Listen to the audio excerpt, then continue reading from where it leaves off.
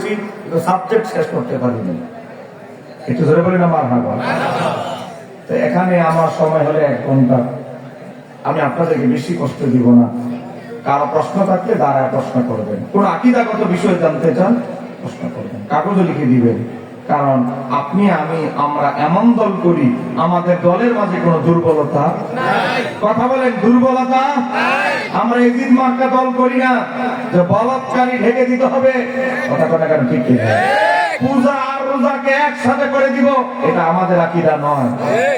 কথা বলে কিছুদিন পর পর এক একটা বের হয়।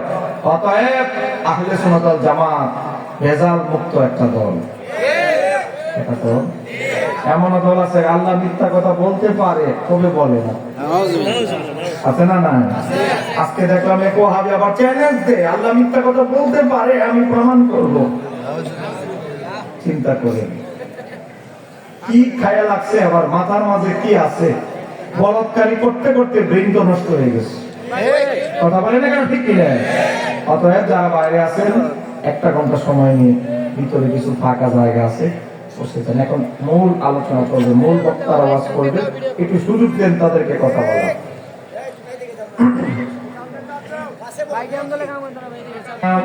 الصلاة والسلام على عباده الذين اصطفى خصوصا على سيدنا وحبيبنا وشفيعنا محمد المصطفى صلى الله عليه وسلم وعلى آله وأصحابه ومن الصدق والصفاء. أما بعد، فأعوذ بالله من الشيطان الرجيم. بسم الله الرحمن الرحيم. يوم ندعو كل أناس بإمامهم.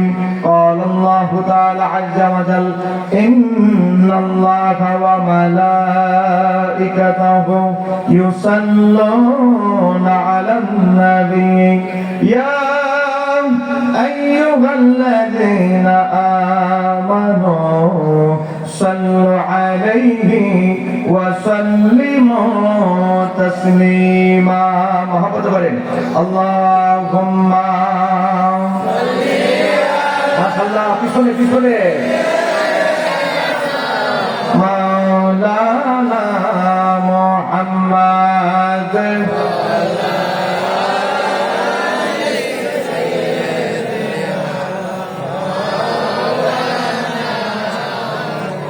ইচ্ছে করলে হায়াতুন নবী থাকতে পারতেন আরশে, উম্মতের মায়ায় পড়ে শুয়ে আছেন মদিনা। আল্লাহুম্মা মাশাআল্লাহ, মারহাবা, দূর হবে।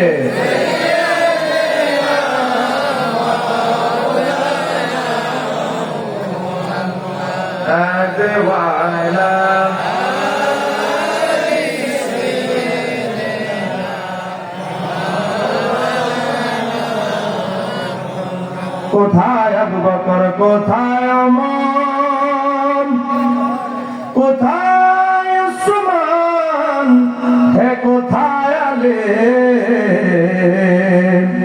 তোমাদের বিহানে আজকের ইসলাম মদিনার প্রাণে যায় গো চলি।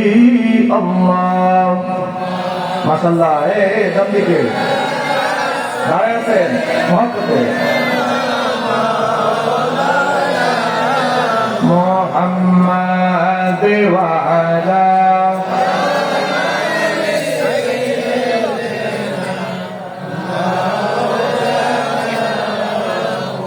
বলাকানুল্লাহ বিকামালিহি কাশাফাল আসনাতু জামিউ।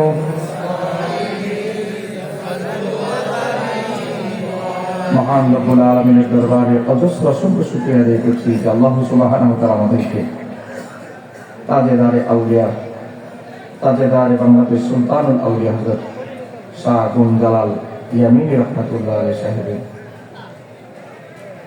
এই উরুস শরীফ উপলক্ষে উত্তর দামপাড়া সাহেব বাড়ি এই ময়দানে আমাদেরকে আল্লাহ সুবহানাহু ওয়া তাআলা আমাদেরকে আসার এবং বসার তৌফিক দান করেছেন। এজন্য হৃদয় থেকে আল্লাহর দরবারে শুকরিয়া আদায় জানাই। সবাই বলি আলহামদুলিল্লাহ।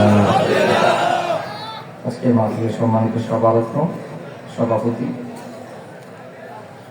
আলে রাসূল সাল্লাল্লাহু আলাইহি ওয়াসাল্লাম আওলাদে নাসরিয়া আলহাজ মাওলানা সৈয়দ হাবিবুর রহমান হাসানি ওয়াল হুসাইনি সাহেব ইসাতুল্লাহ দরবার শরীফ চাতলপাড় সহসভাপতি হিসেবে আছেন পীরজাদা মুফতি সৈয়দ ইজহার শাহ হাসানি আলম ওয়া হুসাইনি সাহেব ইসাতুল্লাহ দরবার শরীফ চাতলপাড়। আজকের মাহফিলের প্রধান আকর্ষণ হিসেবে আমার আগে বয়ান করেছেন আমার শ্রদ্ধেয় বড় ভাই, সিনিয়র আমার বড় ভাই, অনেক বড় একজন আলেম। যদি এখন আমাদের আলেম নির্বাচন করি গলা দেখে, কথা বলেন কি দেখে? গলা দেখে। কিন্তু গলা দেখে আলেমের এলেম মূল্যায়ন করবে, কথা বলেন না কেন? ঠিক কিনা? বহু গলাবাজদের 70-80 হাজার টাকা হাদিয়া দেন, যদি ওয়াহাবির সাথে বাহাস লাগেন ডাক দেন, মোবাইল বন্ধ করে বসে থাকে, কথা বলেন। ওই এরাই বিপদে বললে আমাদের ফোন দেন, কথা বলে না কেন? ঠিক কিনা? আমার শ্রদ্ধেয় বড় ভাই হযরতুল আল্লামা মুহাদ্দিস মুহাম্মদ মামুনুর রশিদ কাদরি আল আজহারি চাঁদপুর আজকের মাহফিলের প্রধান বক্তা হিসেবে আলোচনা করবেন আমার পরে বিশিষ্ট ইসলামী চিন্তাবিদ, তরুণ প্রজন্মের আইকন, আমার শ্রদ্ধেয় বড় ভাই, থাকবো মিল্লা জিল্লা, ভাইয়ের বাড়িটাও কুমিল্লা, জোরে কন্যা মারহাবা। আমারও কুমিল্লা, ভাইয়েরও কুমিল্লা, এই জন্য থাকি মিল্লা জিল্লা, আর আজকে একসাথেও চলে আসছে মিল্লা জিল্লা। আমার শ্রদ্ধেয় বড় ভাই হযরতুল আল্লামা মুফতি গোলাম রব্বানী কাসিমি সাহেব আমার ভাইয়ের হায়াতে আমলে, আমার দুই ভাইয়ের হায়াতে আমলে খেদমতে সুস্থতার সাথে বরকত দান করে, জোরে বলেন আমিন। আজকে বিশেষ আলোচক হিসেবে আছেন আশিক রাসূল হযরত মাওলানা সৈয়দ আশরাফ শাহ কাদেরী, অনেক আলোচক রয়েছেন মাওলানা শাহাবুদ্দিন সাহেব, মাওলানা আব্দুল কুদ্দুস সুন্নি সাহেব, মাওলানা নাজমুল হোসেন কাদরী সহ অনেক ওলামায়ে কেরাম।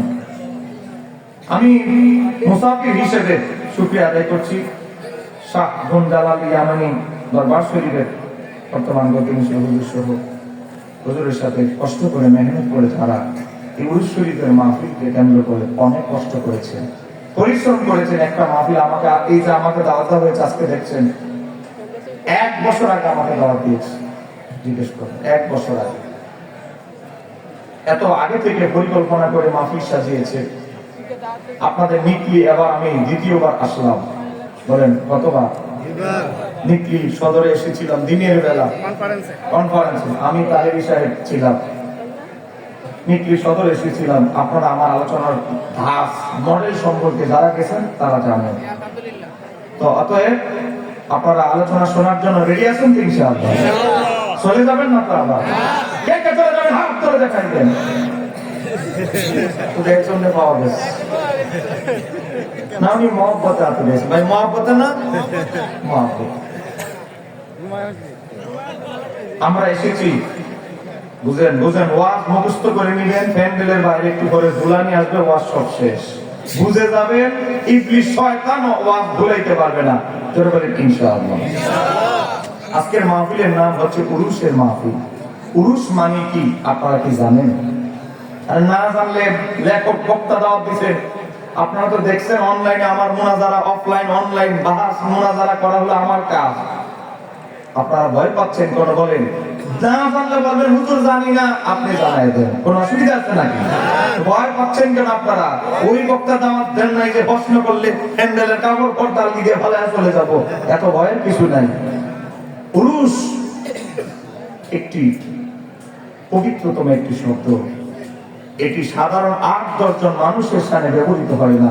যার আরিফ বিল্লাহ, আল্লাহর ওয়ালি, আল্লাহর বন্ধু, তাদের ইন্তেকালের দিনকে বলা হয় উরুসের দিন। কেন বলা হয়? বলবো বলবো বলবো বলবো। তিরমিজি শরীফের ভিতরে এসেছে হযরতে আবু হুরায়রা রাদিয়াল্লাহু তাআলা থেকে বর্ণিত, মুসলমানদের ভিতরে 2 দল মানুষ মারা যায়। একদল মানুষ ফাসিক, গুনাহ আছে, গুনাহর সংখ্যা বেশি, আমলের সংখ্যা কম। সে যখন মারা যাবে, আজরাইল যখন তার কাছে আসে, তার শরীরে পেশাব বের হয়ে যায় আজরাইলের চেহারা থেকে। পায়খানা বের হয়ে যায়, শরীরের ঘাম গুলো বের হতে থাকে আজরাইলের বিকট চেহারা দেখার পর। কিন্তু আল্লাহর ওলির রূহটা কেমন ভাবে নেয় জানার দরকার আছে না? না, আল্লাহর ওলিদের ব্যাপারে এসেছে, ওলিদের ইন্তেকালের ব্যাপারে এসেছে।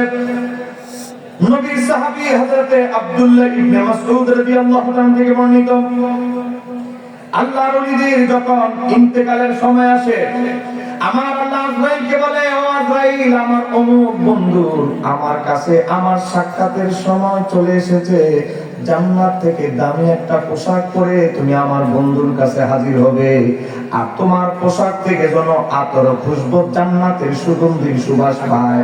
তোমার অবস্থা দেখে যেন আমার বন্ধুর কষ্ট না হয়, জান্নাত থেকে পোশাক এনে আতর খুশবু জান্নাতি লাগায়া আমার বন্ধুর সামনে তুমি হাজির হবে, যেন তোমার দেখে আমার বন্ধুর বিচলিত না হয়। একটু জোরে বলা যাবে কি সুবহানাল্লাহ? তারপরে কি করবে?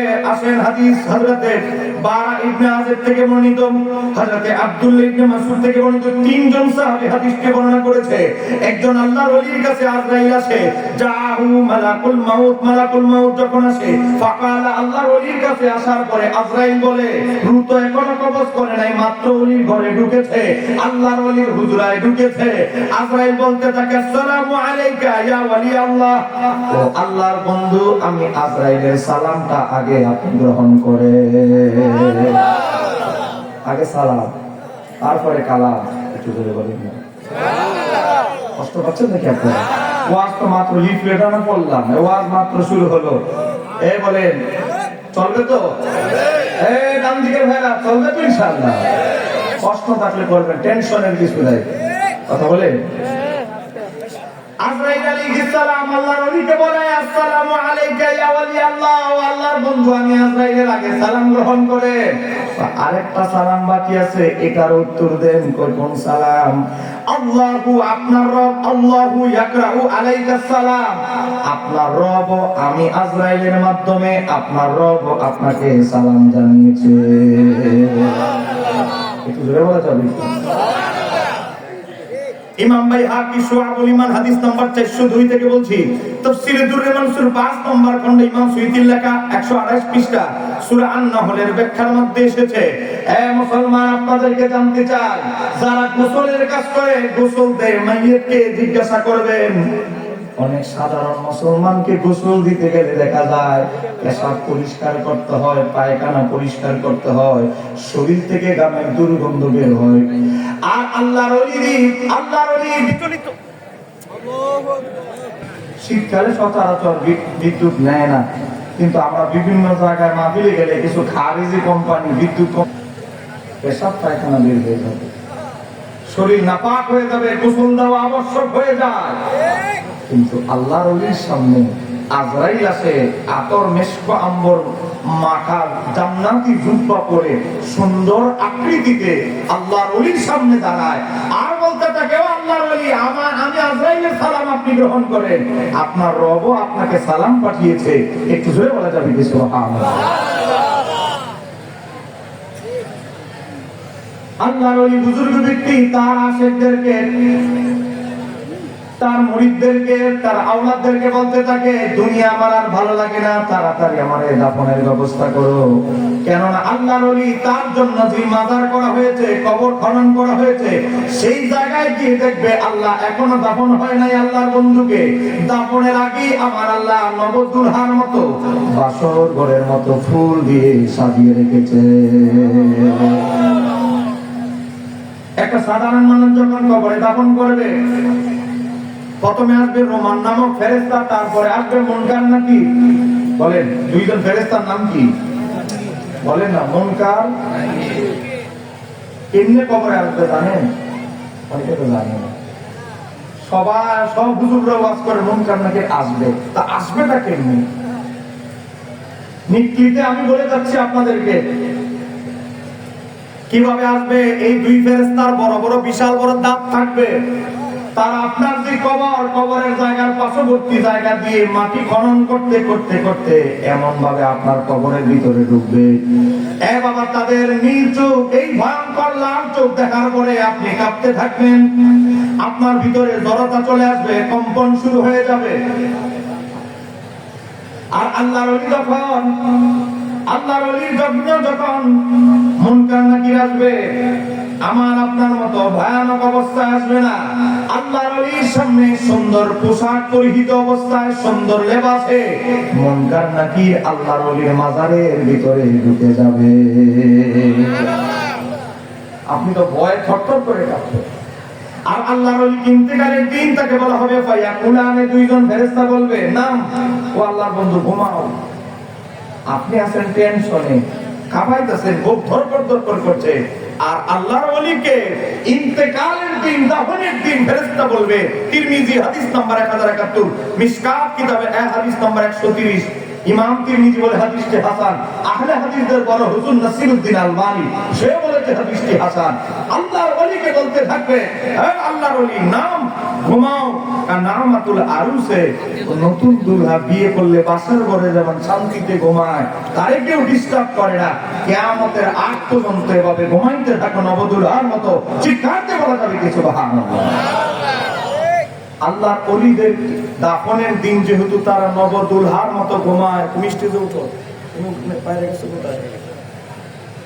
বলেন আল্লাহর ওলিরা যেহেতু নবদুলহার মতো ঘুমায়, এই কারণে তাদের দিনটাকে, ইন্তেকালের দিন, দাফনের দিনটাকে বলা হয় উরুসের দিন।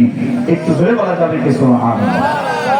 কিন্তু এখন উরুস কিছু মানুষকে, আজকে কিছু অসাধু ব্যবসায়ী দুনিয়াবি ধান্দার উদ্দেশ্যে নারী শিল্পী যাত্রা পালার গান সাজিয়ে আজকে উরুসকে কলঙ্কিত করছে। কথা বলতে হবে ঠিক কিনা? একজনের দিছে শরীয়ত দিছে মহিলারে, কাপড় নাই মাথায়, ঠিক শরীয়তের পালা গান গাইবে, শরীয়তের পক্ষে তাফসীর করবে। আরেকজন হলো মারেফত, হে হলো হিন্দু, হে মারেফতের তাফসীর করবে। এরকম বহু জায়গায় পালা গানের এরকম ব্যবস্থা হয়। উরুসের নামে আল্লাহর ওলিদের শানে বেয়াদবি হচ্ছে। এই কথা বলতে হবে ঠিক কিনা? রাগ করতেছেন আমার কথা? বলেন যাব সামনে ইনশাআল্লাহ। গভীরভাবে লক্ষ্য করেন। অতএব উরুস এটা ভালো শব্দ এবং উঁচু মানের শব্দ হাদিসে এসেছে, তিরমিজি 1071 নম্বর হাদিসে। অতএব উরুসের অপব্যাখ্যা করলে, ভণ্ডদের বিরুদ্ধে কথা বলো, বাউলদের বিরুদ্ধে কথা বলো, আমাদের কিছু আসে যায় না। কিন্তু হক্কানি ওলি আল্লাহর বিরুদ্ধে, উরুসের বিরুদ্ধে কথা বললে, এ বাবা আমরা লাগাম টেনে ধরবো। ও বাবা আমরা তাদের সাথে মোকাবেলা করে আল্লাহর ওলিদের শানকে সুগন্ধিত করব। চিৎকার দিয়ে বলতে হবে ঠিক কিনা?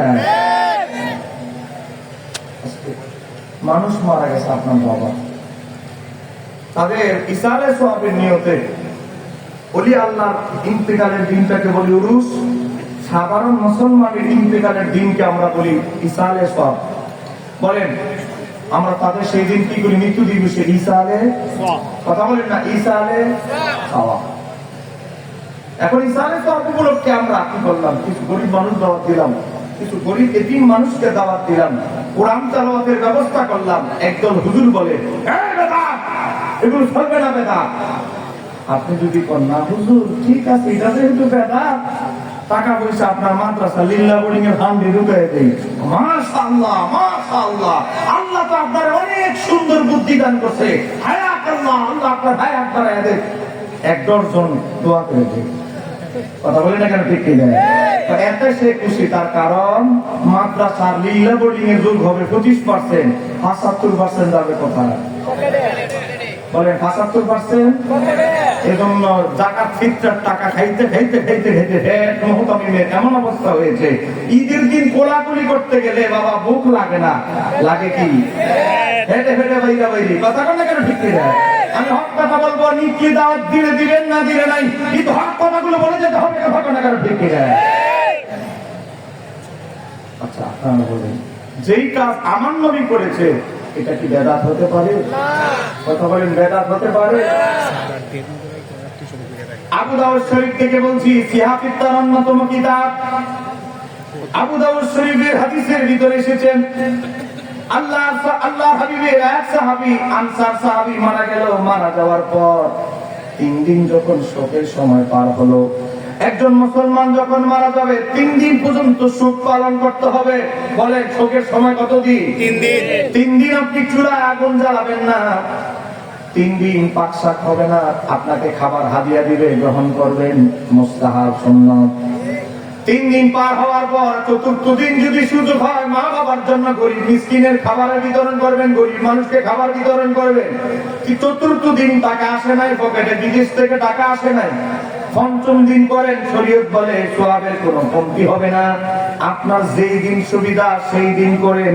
কিন্তু ওয়াহাবিরা আমাদের নামে মিথ্যাচার করে, আমরা সুন্নিরা নাকি ফতোয়া দেই 74 দিন করতে হবে, এটাই আবশ্যক, 74 দিন না করলে কোনো লাভ হবে না। একটু ধরে বলতে হবে নাউযুবিল্লাহ। প্রত্যেকটা জায়গায় মিথ্যাচার চলতেছে, ওয়াজের নামে মিথ্যাচার চলতেছে, কথা বলেন না ঠিক?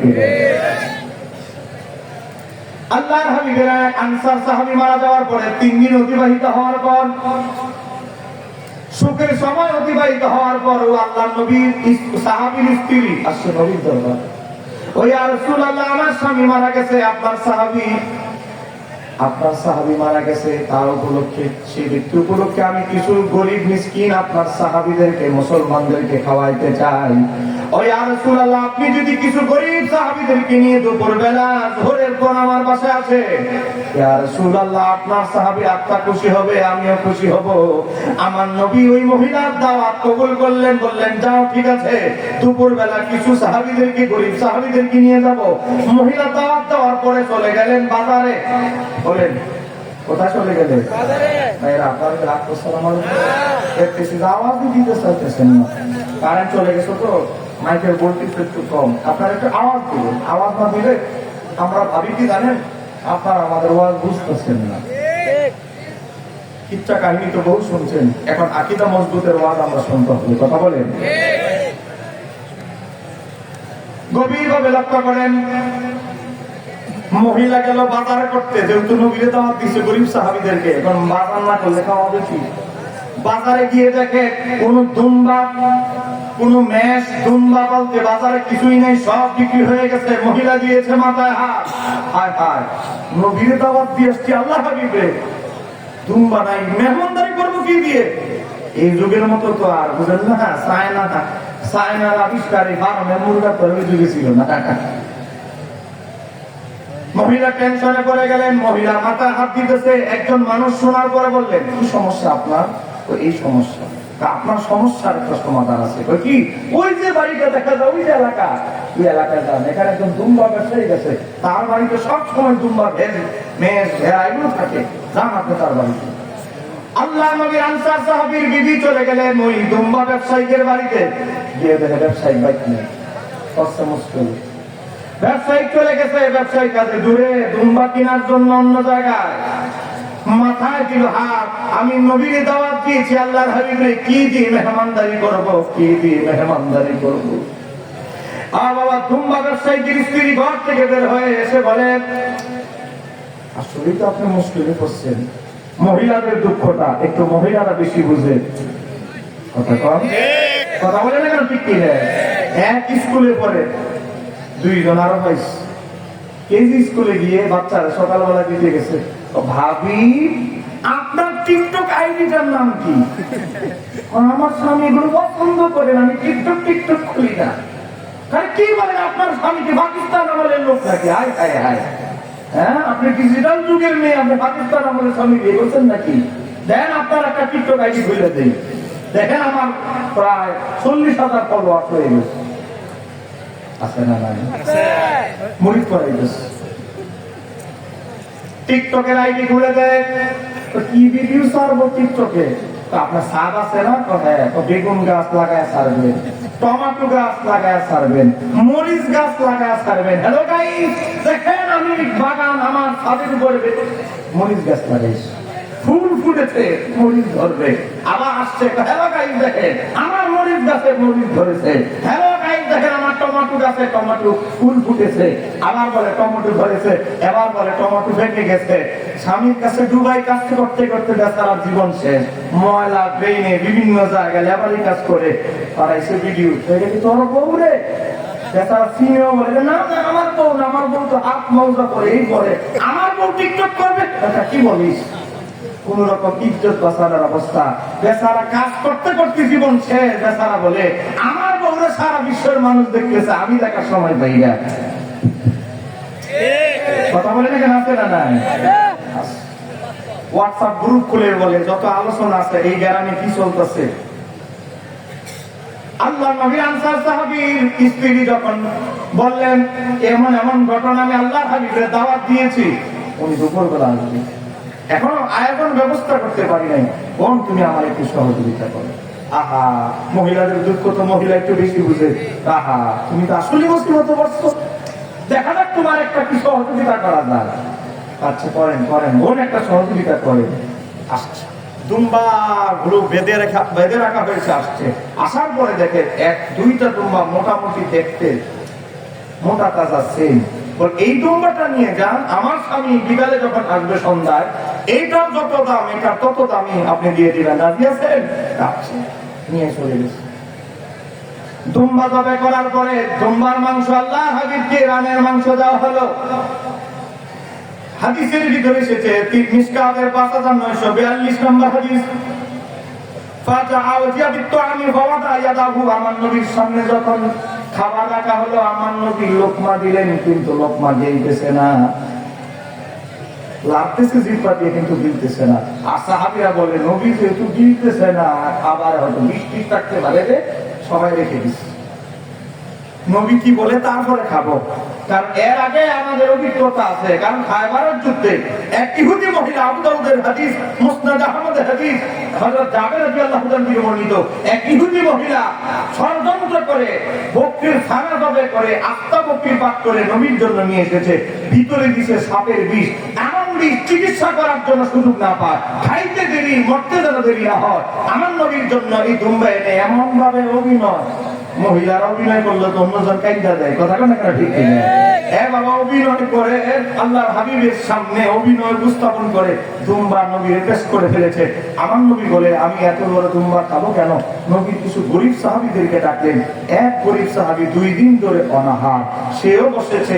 আমার নবী লোকমা দিবে, নবী লোকমা খাওয়ার আগে এক লোকমা, বেচারা গরিব 2 দিন ধরে ক্ষুধার্ত, 2 লোকমা আল্লাহ হাবিব সাল্লাল্লাহু আলাইহি ওয়াসাল্লাম দুম্বা রানের এক টুকরা নবী মুখে দেওয়ার পরে, জিহ্বা মোবারকে দেওয়ার পরে বলে থামো, এই খাবার বিষ আছে। একজন তো 2 লোকমা খেয়ে ফেলেছে। আমার নবী বলেন তুমি কেন আমার আগে চলে গেলে? কেন আমার অগ্রবর্তী হলে? আমার নবী বলেন ইহুদি মহিলা রাস্তা আছে, তার ধরে নিয়ে আসো। ধরে আনা হলো। এই ইহুদি মহিলা তুমি খাবারের ভিতরে বিষ মিশিয়েছো কেন? আপনি কেমনে জানলেন খাবারের বিষ? কেউ কি মরছে নাকি? আমার নবী বললেন এই দুম্বার ছানার ভিতরে যে বিষ দিয়েছো, আমি দুম্বার রানটা যখন বের করলাম, আলাদা করলাম, এই দুম্বার রান আমাকে বলছে ইয়া রাসূলুল্লাহ, এই দুম্বার মাংস আপনি ভক্ষণ করবেন না, এই দুম্বার ভিতরে বিষ দেওয়া হয়েছে, আপনি সতর্কতা অবলম্বন করে চিৎকার দিয়ে বলা যাবে কি সুবহানাল্লাহ। বিজ্ঞান বলে একটা গরু, মুরগ, ছাগল জবে করার পর এটা কথা বলার ক্ষমতা আর তার নাই, কিন্তু আমার নবী বিজ্ঞানের ক্ষমতা যেখানে শেষ, আমার নবী রাহমাতাল লিল আলামিনের মুজিজা ক্ষমতা সেখান থেকে শুরু। চিৎকার দিয়ে বলতে হবে ঠিক কিনা? আমার নবী বললেন, এই কথা বলার পর ইহুদি মহিলা বলে আমি চেয়েছিলাম আপনি সত্যি নবী না ভুয়া নবী, আমি চেয়েছিলাম আপনি যদি সত্যি নবী হন খাবারের ভিতরে বিষ আছে আপনি বুঝতে পারবেন, আর আপনি যদি ভুয়া নবী হন খাবারে যে বিষ আছে আপনি বুঝতে পারবেন না। আপনি যে সত্যি নবী আমি বুঝে ফেলেছি। কালেমা পড়া শুরু করলো, লা ইলাহা ইল্লাল্লাহু মুহাম্মাদুর রাসূলুল্লাহ সাল্লাল্লাহু আলাইহি ওয়াসাল্লাম। মহিলা এখনো দাঁড়ানো আছে। ওই নবীর যে সাহাবী 2 লোকমা খেয়ে ফেলেছিল সে শেষ, সে মরে গেছে। আমার নবী বললেন, তুমি যদি ইহুদি হইতা তোমার হত্যা করতাম, তুমি যেহেতু মুসলমান হয়েছো তার জরিমানা দিতে হবে, কিসাসের জরিমানা দিতে হবে। আমার বাবার ভাইরা, এরপর থেকে নবীর কোন সাহাবী যদি নবীর সাথে কোন জায়গায় বেড়াইতে যাইতো, দাওয়াতে যাইতো, নবী না খাইলে কোন সাহাবী খাইতো না। কেননা আমার নবী কোন খাবার ধরতে দেরি, খাবারটা কি হালাল টাকা, খাবারটা কি হারাম টাকা, খাবারে কি বিষ মিশানো আছে কি নাই, এই খাবারটা কি খাইলে হজম ঠিক মতো হবে কিনা, নবী খাবারটা ধরতে দেরি, বুঝতে দেরি হতো না। চিৎকার দিয়ে বলা যাবে কি আল্লাহু আকবার। তারপরে ওয়াহাবিরা বলে নবী গায়েব জানে না। এমন কিছু বাটপার মৌলবী আমাদের দেশে আছে না নাই? বলতে হবে আছে না নাই? আমার নবী লোকমা যাওয়ার পরে ওই যে মহিলা যাওয়াতে সাহাবীরা ডরে রেখে খাইলে খাবার বৃষ্টি চাটতে থাকে। আল্লাহ হাবিব বললেন, এই মহিলারে ডেকে নিয়ে আসো যে আমাদের দাওয়াত দিয়েছে। পর্দার ভিতর থেকে বলছি, ইয়া রাসূলুল্লাহ, নবী গো, এই খাবারে আমি নিজ হাতে পাক করেছি, কোনো বিষ নাই, খারাপ কিছু নাই, হারাম টাকার খাবারও নয়, আমার স্বামী সুদ খাইতো না, হারাম কোনো কিছুতে জড়িত ছিল না। ইয়া রাসূলুল্লাহ, আমার নবী বললেন, হারাম আমি বলেছি তোমাকে, তখন আমি বললাম এই খাবার হারাম টাকার। আমার নবী বলছেন সুম্মা কল, আমার নবী বলছে এই দুম্বার রান যখন আমি খেতে যাচ্ছি, দুম্বার রানটা আমারে বলছে আজিদুল আহমা শাকিন উকিজাত বিগাইরি ইজনি আহলিহা। ইয়া রাসূলুল্লাহ, নবী গো, আপনি দুম্বার মাংস ভক্ষণ করবেন না, কেননা এই দুম্বার প্রকৃত যে মালিক তার অনুমতি ছাড়া নিয়ে আসা হয়েছে। অতএব যেটা লেনদেন ক্লিয়ার নয়, এমন খাবার আপনার সামনে যায় না, আপনি এই খাবার খাবেন না। চিৎকার দিয়ে বলা যাবে কি সুবহানাল্লাহ। এই হাদিস থেকে দুইটা জিনিস বুঝতে পারলাম। ঘুমাই গেছেন নাকি? 50 মিনিট চলবে ইনশাআল্লাহ? হ্যাঁ, কথা বলেন, 50 মিনিট চলবে তো ইনশাআল্লাহ? কবির মনোযোগ। ওই মহিলা বলতে লাগলো, ইয়া রাসূলুল্লাহ, এই দুম্বার রান যা বলেছে সব সত্য। আমি দুম্বার বাজারে গিয়ে দুম্বা না পাই, এক মহিলার বাড়িতে গেলাম, এক ব্যবসায়ীদের বাড়িতে, মালিক বাড়িতে নাই। দুম্বার মালিকের স্ত্রী, সে দাম টাম ঠিকঠাক করা ছাড়া সে আমাদের দিয়ে দিয়েছে। এই দুম্বার রান সব সত্য বলেছে। আমার নবী বললেন, হে আমার গরীব সাহাবীরা, তোমরা খাইতে পারো, তোমাদের জন্য কোনো বাধা নাই, কিন্তু আমি নবী সন্দেহযুক্ত খাবার আর হলো সৎকার খাবার, এই দুইটা খাবার আমি নবী খাই না। অতএব এটা আমার শানের উপযুক্ত নয়, তোমরা খাও, তার জন্য দোয়া করো মৃত ব্যক্তির জন্য। একটু জোরে বলা যাবে কি সুবহানাল্লাহ। এই হাদিস থেকে আমরা দুইটা জিনিস শিখলাম। এক নাম্বার হলো আমার নবী গায়েবের সংবাদদাতা। ঠিক কথা বলেন, কথা বলেন, কথা বলেন। আর আমাদের কিছু খারিজি মোল্লা বের হয়েছে কুষ্টিয়ার আন্তর্জাতিক সাংঘাতিক মুফাসসির তাফসীর করে। ভারতের অমুক নায়িকার দিকে সোয়াবিন নিয়তে তাকাইলে আল্লাহর কথা চিন্তা করে অনেক ফায়দা হবে।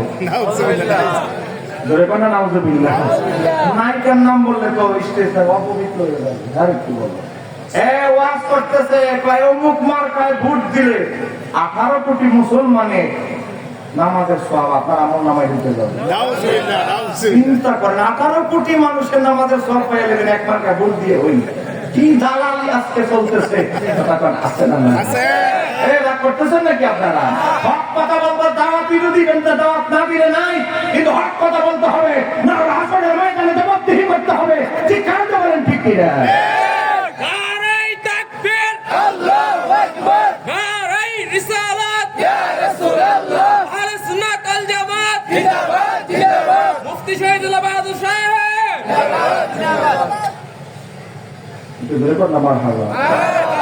সাংঘাতিক এই কুষ্টিয়ার মুফাসসির বলে গত রবিউল আউয়াল মাসে জশ্নে জুলুস এগুলো বেদাত। তো কেন? কোন নবী করে নাই, সাহাবীরা করে নাই। মাত্র 3 মাস গেল, 3 মাস পরে এখন আইসা 4000 মোটরসাইকেল নিয়ে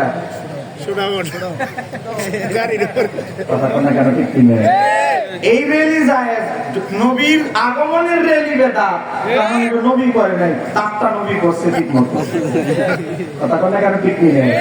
নিজেদের বেলা হলো 16 আনা, আর আমরা সুন্নিদের বেলা হলো 2 আনাও মানে না। এরকম নীতিবান আলেম কখনো হক্কানি আলেম হতে পারে? হতে পারে?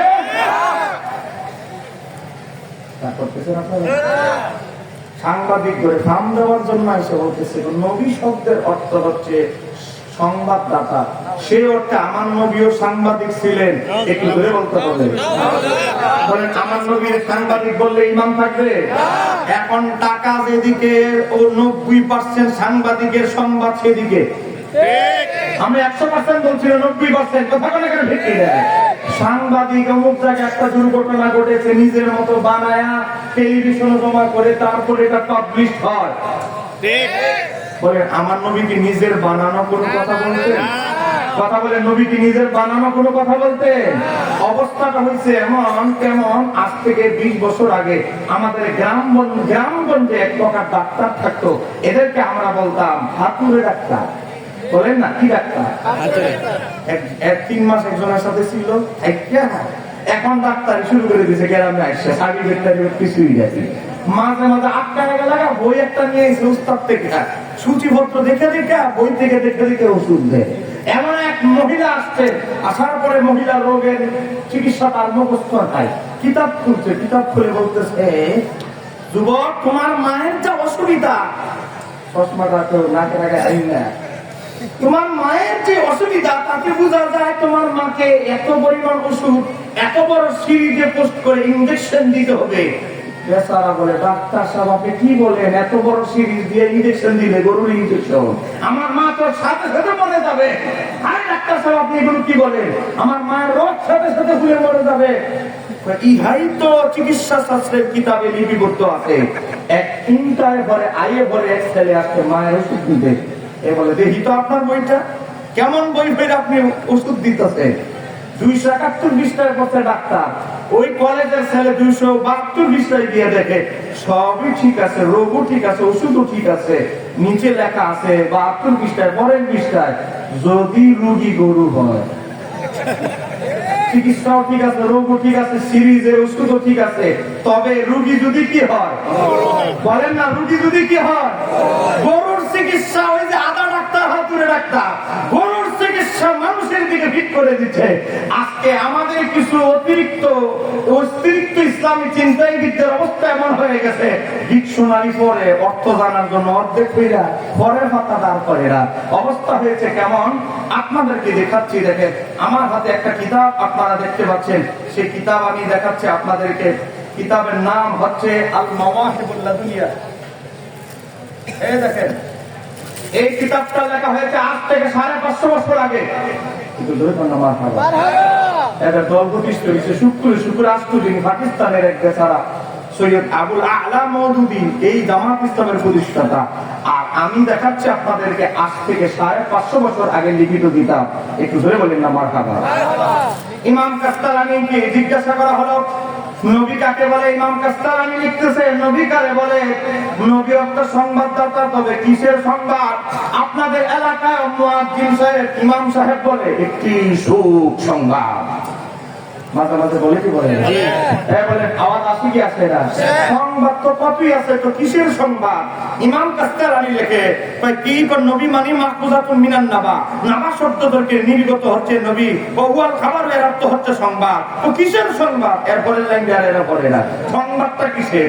এবার ইমাম কাস্তালানী বলে এর ব্যাখ্যা হচ্ছে আন্নাল্লাহ, নিশ্চয় আল্লাহ তাআলা আতাআহু আলা গায়বিহি, আল্লাহ নবীদের কাছে অদৃশ্যের সংবাদ প্রকাশ করেন, গায়েবের সংবাদ নবীদেরকে জ্ঞাত করেন। আর কি করে? আলামুহু আন্নাহু নাবিয়্যুহু ওয়া ইয়াকুনু নাবিয়্যান, আর নবীরা গায়েবের অদৃশ্য সংবাদ সম্পর্কে জ্ঞাত, এই কারণেই তাদের নাম নবী, এই কারণেই তাদেরকে নবী বলা হয়। কেননা নবীরা গায়েবের সংবাদদাতা। একটু জোরে বলেন সুবহানাল্লাহ। আপনারা কোন সাংবাদিক কি গায়েবের সংবাদদাতা? কথা কোন পিছনের দায়রা রাগ করছেন নাকি? ওদের সিগারেট থেকে কি করতেছে? আমার বয়স কম দেখে কি আপনার পছন্দ হচ্ছে না? একটা আওয়াজ দিন।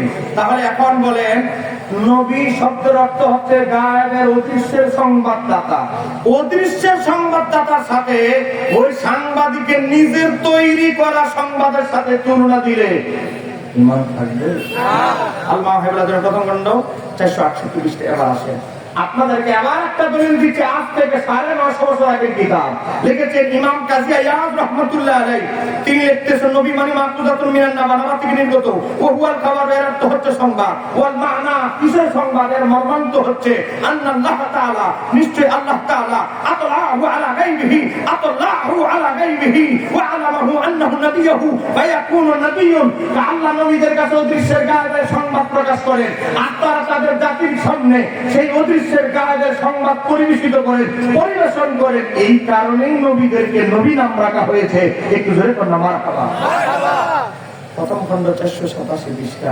এবার আপনাদেরকে বলছি, কওমি মাদ্রাসা বাংলাদেশের সবচেয়ে বড় হাটাজারিতে গেলে পাবেন, সুন্নি মাদ্রাসা চট্টগ্রামের জামিয়াতে গেলে পাবেন, জামাতের মাদ্রাসা আপনাদের পাশে নরসিংদী ওই জামাতের তামিলুল মিল্লাত, ঢাকা তামিলুল মিল্লাতে গেলে পাবেন। কওমি মাদ্রাসা, সুন্নিদের মাদ্রাসা, আহলে হাদিসের মাদ্রাসা, জামাতের মাদ্রাসা, সব মাদ্রাসা একটা অভিধান করানো হয়, অভিধান পাওয়া যায়। সে অভিধানের নাম হচ্ছে আল মনজিদ। সে আল মনজিদ কিতাবে 366 পৃষ্ঠার ভিতরে নবী কাকে বলে এই ব্যাখ্যা করতে গিয়ে বাবা সে অভিধানের ভিতরে রয়েছে। তো কি রয়েছে? নবী মানে কি? আখবার আনিল গায়বি, নবী মানে যারা গায়েবের সংবাদদাতা। নবী কাকে বলে? যারা গায়েবের সংবাদদাতা।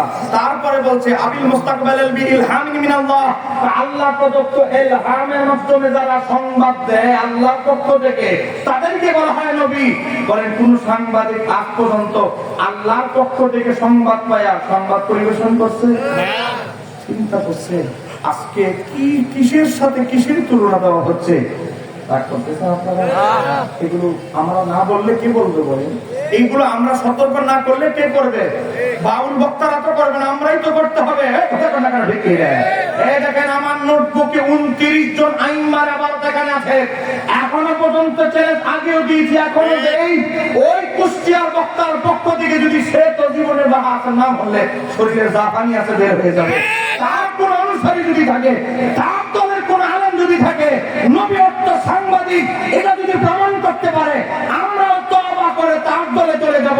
আমরা প্রমাণ করব নবীকে সাংবাদিকের সাথে তুলনা দেওয়ার কারণে তার ঈমান চলে গেছে। ঠিক কাজ দিয়ে বলতে হবে, ঠিক কিনা? আর একটু দিয়ে বলতে হবে, ঠিক কিনা? আরে তাকবীর, আল্লাহু আকবার, আরে রিসালাত, ইয়া রাসূলুল্লাহ, নবী ওলির দুশমনেরা হুঁশিয়ার সাবধান। ওই যে নবীর মহিলা সাহাবী আমার নবীকে দাওয়াত দিলেন, ওই ঘটনা থেকে দুইটা জিনিস প্রমাণিত হয়। এক নম্বর হচ্ছে নবী গায়েবের সংবাদদাতা।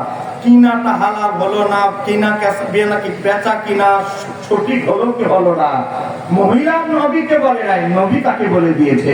নাম্বার 2 হচ্ছে বাবা আমার নবী মৃত্যু ব্যক্তির ইন্তেকালের পরবর্তী সময় শোকের পর খাবার আয়োজন করলে কোন মুসলমানের জন্য দাওয়াত গ্রহণ করা বৈধ, সে আয়োজন করা বৈধ। বৈধ না হলে আমার নবী কখনো যেতেন না। বেচা কিনা শুদ্ধ হয় না, নবী খায় নাই, সাহাবীরা খেয়েছে, কিন্তু নবীকে দাওয়াত কবুল করেছে। এই থেকে প্রমাণিত হয় মৃত ব্যক্তি মারা গেলে তাদের পক্ষ থেকে খাবার আয়োজন করা বৈধ, বৈধ, বৈধ, বৈধ। ঠিক কিনা? আরেকটা দলিল আজ থেকে 1050 বছর আগের কিতাব। 1050 বছর আগের কিতাব হিলিয়াতুল আউলিয়া কিতাবের ভিতরে 4 নম্বর খণ্ড 11 পৃষ্ঠার ভিতরে এসেছে। বিখ্যাত তাবি তাউস রাহমাতুল্লাহ আলাইহি বলেন তিনি 350 জন সাহাবীর সাক্ষাৎ লাভ করেছেন। এত বড় একজন জলিল কদর তাবি, তিনি বলছে ইন্নাল মাউতা, নিশ্চয় মৃত ব্যক্তিদেরকে ইফতানুনা ফি কুবুরিহিম সাবআন, মৃত ব্যক্তিদেরকে 7 দিন পর্যন্ত কবরে পরীক্ষা নিরীক্ষা করা হয়। এজন্য ফাকানু ইস্তাহিবুনা, সাহাবীরা মুস্তাহাব মনে করতেন, পছন্দনীয় মনে করতেন।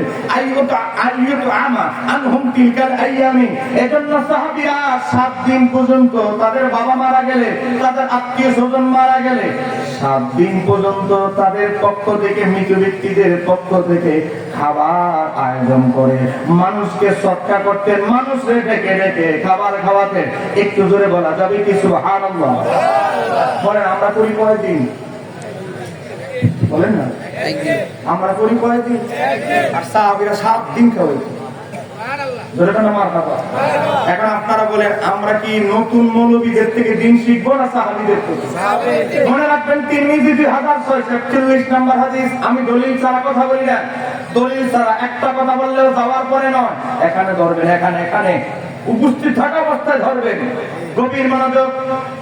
আমার নবীর সাহাবায়ে কেরামদের অনুসরণ আমরা করতে হবে। নবী বলেন তিরমিজি 2641 নম্বর হাদিস, আমার নবী বলেন বনি ইসরাইল 72 দলে বিভক্ত হয়েছে, আমার উম্মত 73 দলে বিভক্ত হবে।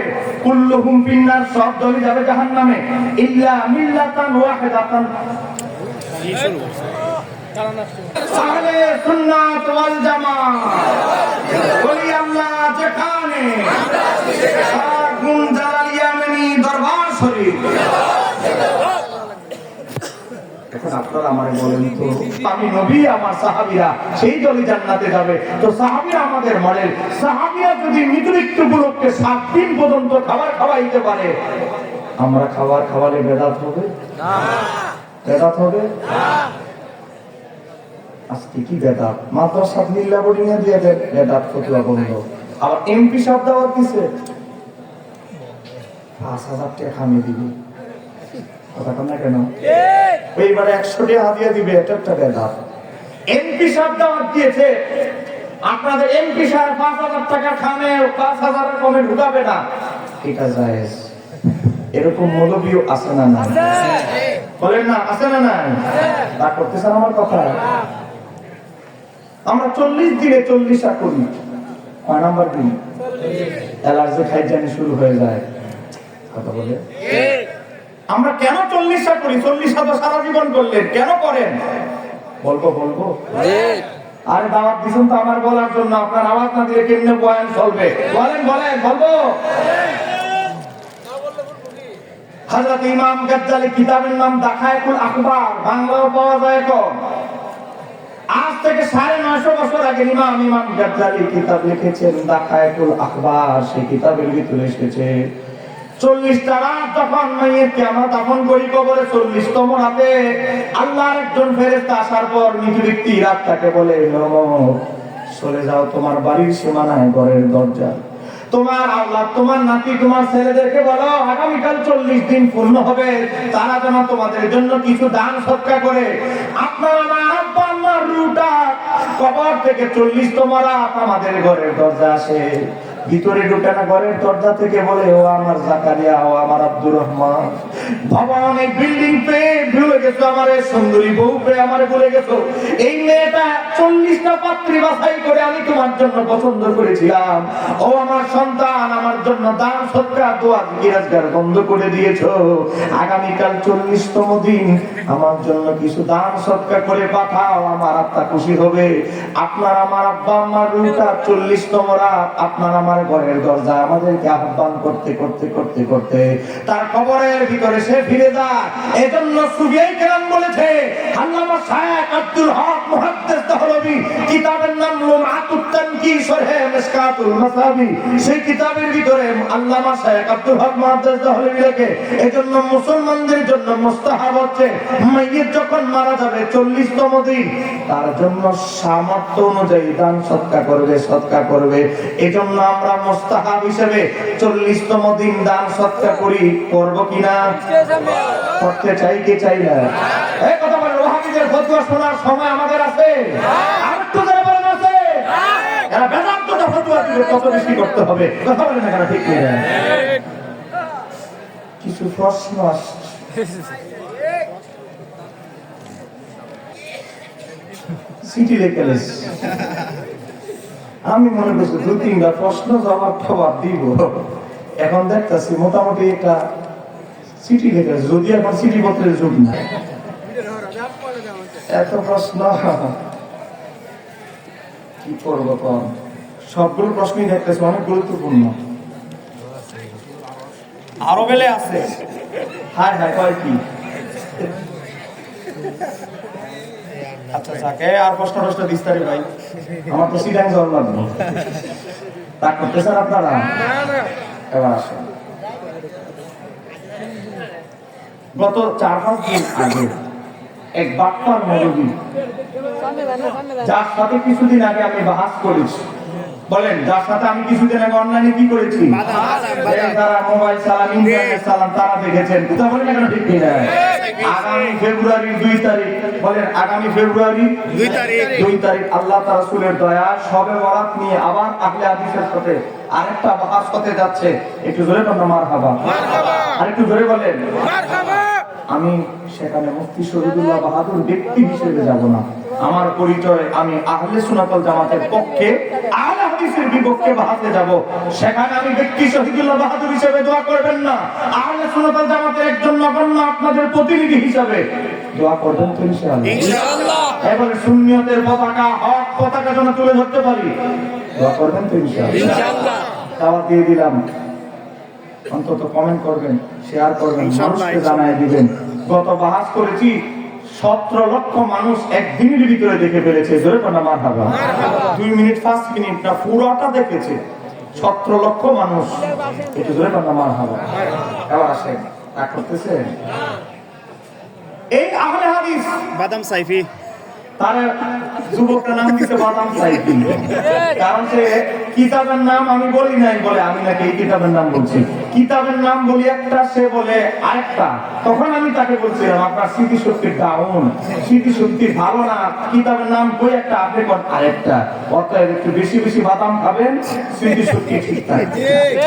কথা কেন কেন ঠিক নেই দেয় এ ওহাবি দেখা হইলে বলবেন বাদাম খাও, বাদাম খাও, তারপরে সুন্নিদের সাথে লাগতে আইসো।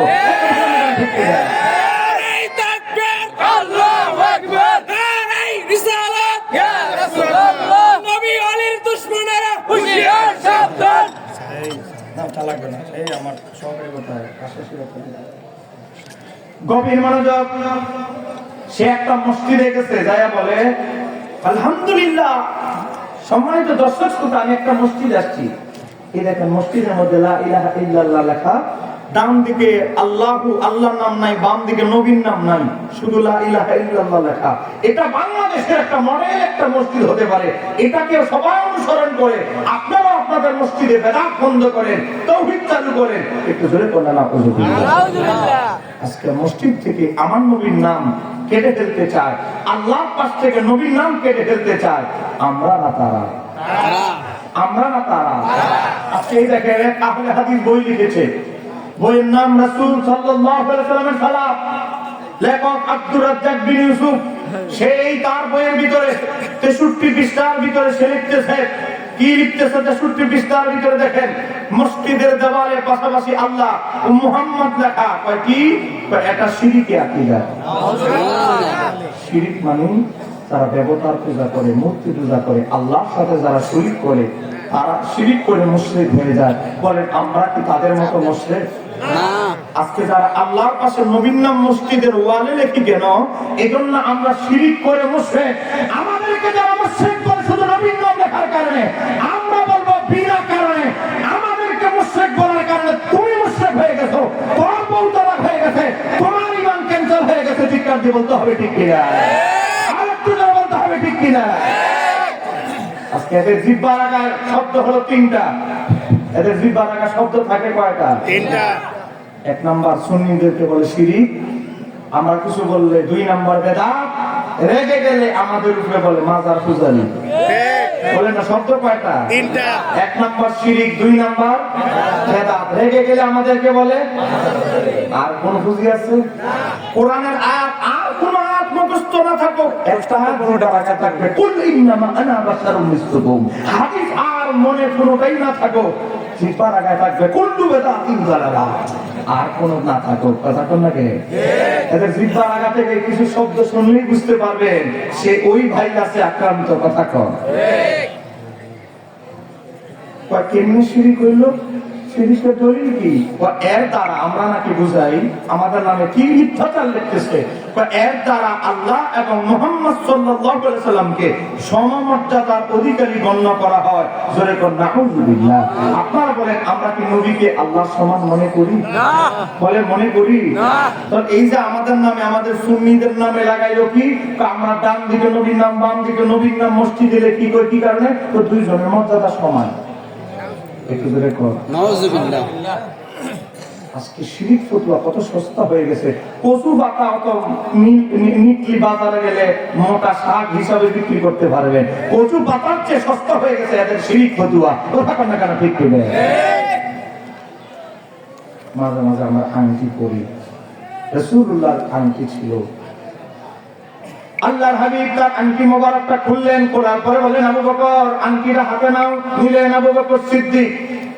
সাহাবাজি থেকে বলছি না, দলিল থেকে বলছি। ইমাম ফখরুদ্দিন রাজি রাহমাতুল্লাহ আলাইহি কিতাব লিখেছেন তাফসীরে কবির। তাফসীরে কবিরের ভিতরে বিস্তারিত লম্বা দেখেন, আমার নোটবুকে আছে হাদিস। ছবি তুলে নিয়ে যান, বড় হুজুরে দেখাইবেন হাদিস। হযরত আবু বকর সিদ্দিক নবীর আংটি মোবারক রুমাল দিয়া পেঁচায়া পকেটে ভরে রওনা দিলেন। আর আল্লাহ আরশে আজিমের পায়ায় আল্লাহর পাশে তার বন্ধুর জিকির করেছে। নামাজে তার জিকিরের সাথে তার হাবিবের জিকির, সালাম দিয়েছে, দুরূদ আছে। জানাজায় তার হাবিবের যে দুরূদ আছে। এ বাবা, আযানে, ইকামতে, এমনকি জান্নাতের গেটে, এমনকি জান্নাতের হুরদের ডান চোখের মণিকোঠায় আল্লাহর নাম, বাম চোখের মণিকোঠায় রাসূলুল্লাহর নাম অঙ্কন করে দিয়েছে। চিৎকার দিয়ে বলা যাবে কি সুবহানাল্লাহ?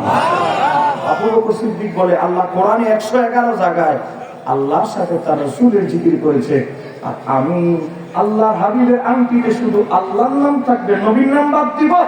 এটা তো আমি আবু বকরের হৃদয় সহ্য করতে পারি না। হযরত আবু বকর সিদ্দিক স্বর্ণকারের কাছে গেলেন। আপনাদের এদিকে স্বর্ণের জিনিস যে বানায় তার কি কয়? স্বর্ণকার? মাইন্না? হ্যাঁ, কোন কি? এটা আবার ইন্টারনেটে বললে মানুষ তো গরিব, বাপরে বাপ। রাজশাহীর মানুষ তারা শুদ্ধ কথা কয়, রাখো বাপরে বাপ, কি ভাষা মাইন্না। স্বর্ণকারের কাছে আবু বকর সিদ্দিক গেলেন, গিয়ে বললেন, হে স্বর্ণকার, সাধারণ কোন ব্যক্তির আংটি না, এটা কিন্তু আমার নবীর আংটি, আমার নবীর আংটি মোবারক। অতএব তাজিমের সাথে, সম্মানের সাথে কাজ করতে হবে। কি করতে হবে বলে? এই জায়গায় আংটিতে ডান পাশে আল্লাহু, আল্লাহর নামটা সুন্দর করে নকশা করবে, আর বাম পাশে আমার নবীর নামটা সুন্দর করে নকশা করবে। আমি আবু বকর বলছি, কাজটা যদি সুন্দর হয়, ডিজাইন যদি তোমার কারুকার্য মণ্ডিত হয়, আমি আবু বকর বাজারের যত রেট তার চাইতে তোমার দ্বিগুণ পারিশ্রমিক দিব। সুবহানাল্লাহ। 6 দিন পরে আসলেন হযরত আবু বকর সিদ্দিক। 4 দিন পরে গেলেন, প্যাকেট দিলেন, প্যাকেট থেকে নবীর আংটি মোবারক বের করে দেখে ডান দিকে আল্লাহু, আল্লাহর নাম, বাম দিকে নবীর নাম সুন্দর করে খোদাই করা। আবু বকরের হৃদয়টা খুশি হয়ে গেল। যে যাকে ভালোবাসে তার নাম দেখলে হৃদয় আনন্দিত হয়। কথা কয়। হযরত আবু বকর সিদ্দিক রাদিয়াল্লাহু তাআলা স্বর্ণকারকে বললেন, স্বর্ণকার তুমি বলো তো, এই কাজটা যদি তুমি অন্য জনের করতা কত মজুরি নিতা? এতদিন আমি নিতাম। হযরত আবু বকর সিদ্দিক বললেন, তাহলে আমি ওয়াদা রক্ষা করব, আমি দ্বিগুণ মজুরি দিব। যেহেতু বলেছি কাজ যদি খুশি করতে পারো, আমারে সুন্দর হয়, পারিশ্রমিক ডাবল দিব। তুমি আমার হৃদয় খুশি করে ফেলেছ, পারিশ্রমিক তোমার আমি দ্বিগুণ দিব। দ্বিগুণ দিয়ে রওনা দিলেন নবীর দরবারে। আমার আল্লাহ জিব্রাইলকে ডাক দিয়ে বলে, জিব্রাইল, ও জিব্রাইল, আমার আবু বকর আমার হাবিবের নামকে আমার পাশ থেকে সরাইতে আবু বকরের মনে বাধা দিয়েছে। আবু বকরের হৃদয় চায় না। আমি আল্লাহ আমার বন্ধুর আংটিতে আবু বকরের নামকে আলাদা করতে চাই না। ডান দিকে আছে আমি আল্লাহর নাম, বাম দিকে আছে আমার বন্ধুর নাম, আর নিচে তুমি আবু বকরের নামটা ঢুকা দাও। একটু জোরে বলা যাবে কি? আল্লাহু আকবার।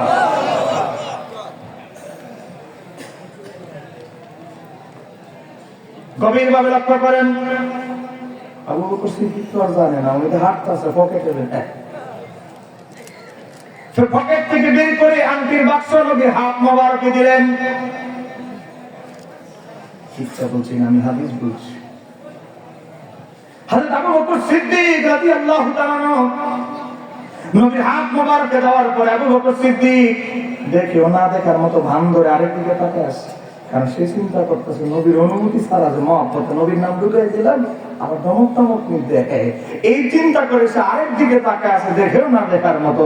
আমার নবী কি করলেন? বারবার ওলট পালট করে দেখতেছে। আবু বকর সিদ্দিক আর চোখে তাকে দেখে ঘটনা তো ঘটে গেছে, নিচে তো দেখি আমার নামও ঢুকে গেছে। আর এই স্বর্ণকারের বাচ্চায় কামটা করলো কি? হ্যাঁ হ্যাঁ, হাতিয়ার দ্বিগুণ দিব মনে করে কি হ্যাঁ আমার নামও ঢুকে দিল। হাই হাই হাই, কামটা করছে কি? হ্যাঁ ইয়া রাসূলুল্লাহ, বেয়াদবি মাফ করবেন, আপনার আবু বকর এত বড় বেয়াদব গোস্তাক নয়, আপনার আংটিতে আমার নাম ঢুকায় দিব। এটা স্বর্ণকারকে বলেছিলাম কাজটা সুন্দর হলে পারিশ্রমিক মজুরি দ্বিগুণ দিব।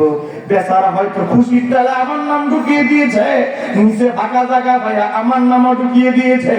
ইয়া রাসূলুল্লাহ, আমি হয়তো তাড়াহুড়ায় খেয়াল করতে পারি নাই নবী গো, তবে এটা ঠিক আপনার নাম ঢুকানোর জন্য আমার হৃদয় আনন্দিত যখন হলো, আমার হৃদয়ের মধ্যে যখন উদ্বেগ প্রকাশ করলো, ইয়া রাসূলুল্লাহ, ইয়া রাসূলুল্লাহ, আল্লাহ প্রত্যেকটা জায়গা আল্লাহর সাথে আপনার জিকির করেছে, আপনার আংটিতে শুধু আল্লাহর জিকির থাকবে, আপনার জিকির থাকবে না, এটা হতে পারে না, হতে পারে না। এজন্য আমি আবু বকর স্বর্ণকারকে বলেছিলাম আপনার নাম ঢুকাইতে। আমার নবী মুস্কি হাসি দিয়ে বলে, আবু বকর, এই আংটি সংশোধনের প্রয়োজন নাই, এটা তোমার হুকুমে ওই স্বর্ণকার করে নাই, এটা স্বর্ণকারের কাজ নয়, এটা রব্বুল আলামিনের হুকুমে জিবরাইলের কাজ। একটু জোরে বলেন না সুবহানাল্লাহ। আচ্ছা, এখন আমার একটা ফতোয়া দেন আপনারা, শিরক কি আমরা বেশি বুঝি না আবু বকর সিদ্দিক বেশি বুঝতেন? বলেন, আমরা শিরক বেশি বুঝতাম না সিদ্দিক আকবর বুঝতেন? ওরে বাবা, শায়খ আবু বকর সিদ্দিকের চেয়ে বড় হুজুর হয়ে গেছে। বলেন, আপনারা বলেন, আংটি এটা কি বড় জিনিস না ছোট জিনিস? বলেন, আংটি এটা কি বড় জিনিস না ছোট জিনিস? এই ছোট্ট একটা আংটিতে যদি ডান পাশে আল্লাহর নাম হতে পারে, বাম পাশে নবীর নাম হলে আবু বকর সিদ্দিক নকশা অঙ্কন করলে শিরকের গন্ধ খুঁজে না পায়। আর আজকে নবীকে প্রত্যেকটা জায়গা থেকে কর্তন করার জন্য কালেমা থেকে শুরু করে মসজিদ থেকে শুরু করে সব জায়গা থেকে নবীকে যারা মাইনাস করতে চায়, আমরা বলবো অচিরেই তোমরাই মাইনাস হয়ে যাবে। আরে তোদের বলতে হবে ঠিক কিনা? রাগ করতেছেন আপনারা? সবে বরাত রাত, এদের এক হুজুর গত বছর বলেছিল কি, সবে বরাতে ইবাদত রাত কাটানোর চাইতে বেশ্যাখানা রাত কাটানো। বেশ্যাখানার নাম আছে তার মুখে, তার মানে একটু গোপনে গোপনে মাস্ক পইরা মুখ বাইন্দা মাঝে মাঝে যাইতেও পারে। কথা বলেন, কথা বলেন। তারা যখন এজিদকে বলে রহমাতুল্লাহ আলাইহি, এজিদের নামের আগে বলে হযরত এজিদ, তখন আমরা বুঝি কি, এই দেখেন আপনাদেরকে দেখাচ্ছি, এই দেখেন আমার হাতে বই দেখতে পাচ্ছেন, আল বিদায়া ওয়ান নিহায়া। বুঝুন, এই যে সব বই আনা সম্ভব না, গাড়ি হালাই দিয়েছি। বাজার নাম বুঝে? আরে না, মজলিসপুর। গাড়ি একদিকে, আমি আছি একদিক, সব বই আনতে পারি নাই। একটা বই আপনাদেরকে দেখাচ্ছি, বইটির নাম হচ্ছে আল বিদায়া ওয়ান নিহায়া, লিখেছেন ইমাম ইবনে কাসির। এই বইটা লেখা হয়েছে আজ থেকে 750 বছর আগে। মারহাবা। এই বইয়ের ভিতরে এজিদের জীবনীতে ইমাম ইবনে কাসির, যাকে কওমি সুন্নি সবাই মানে, জামাত আহলে মানে, সেই ইমাম ইবনে কাসির 429 পৃষ্ঠা 8 নম্বর খণ্ডের ভিতরে লেখে, তোমার এজিদ বাবার কুকর্মের 18টা তালিকা তুলে ধরেছে। 18টার ভিতরে একটা হলো, ভাই বলে প্রতিদিন সে মদ পান করত। একটু জোরে কর সুবহানাল্লাহ। প্রতিদিন শব্দটা ভাই আছে না? নাই। যে এজিদের প্রতিদিন মদ না হলে, মদের বোতল না হলে যে এজিদের চলতো না, সেই এজিদকে এই আহলে হাদিসরা বলে হযরত, নামের শেষে বলে রহমাতুল্লাহ আলাইহি। আমরা বলি দুনিয়ায় আমরা যা দেখি, ফেন্সিডুল করে দালাল আরেক ফেন্সিডুল করে হয়, মদ করে দালাল আরেক মদ খোর করে, তো দ্রুত এজিদের মতো মদ খোরকে যারা হযরত বলে, এজিদের মতো মদ খোরকে যারা রহমাতুল্লাহ আলাইহি বলে, আমাদের সন্দেহ হয় ওই শায়েখদের বাড়িতে হয়তো গোপনে মদের ফেন্সিডিলের সাপ্লাই হতেও পারে। করতেছেন আমার কথা? দাওয়াতই দিবেন না, সমস্যা নাই, কিন্তু হক কথা যেহেতু দাওয়াত আমার দিয়েই ফেলেছে দরবারে, হক কথাগুলো আমি বলে যাচ্ছি। বলতে পারবো তো আর আধা ঘন্টা? আর আধা ঘন্টা? আর আধা ঘন্টা?